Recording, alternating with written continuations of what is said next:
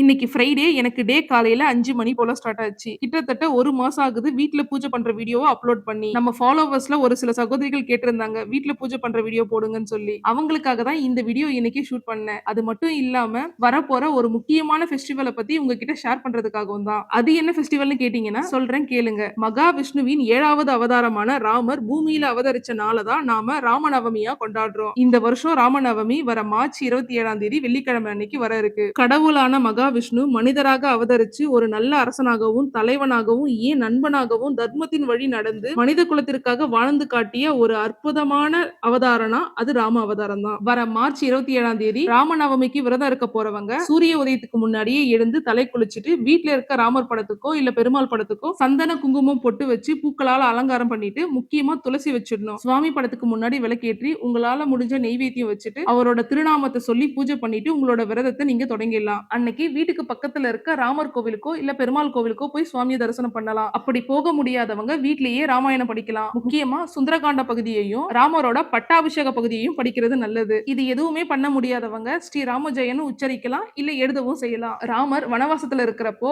பானகம் நீர்மோர் சாப்பிட்டு தான் வாழ்ந்து வந்திருக்காரு. மாலை 6 மணிக்கு மேல பானகம் நீர்மோர் இல்ல சக்கர பொங்கல் வடை பாயாசத்தோட செஞ்சு வச்சு ராமபிரானுக்கு பூஜை பண்ணிட்டு உங்களோட விரதத்தை நீங்க நிறைவு செஞ்சுக்கலாம். இந்த விரதத்தை எல்லோருமே கடைபிடிக்கலாம். முக்கியமா குழந்தை பாக்கியம் இல்லாதவங்க கடைபிடிக்கிறது இன்னும் நல்லது. ஸ்ரீராம ஜெயம். அன்பே சிவம்.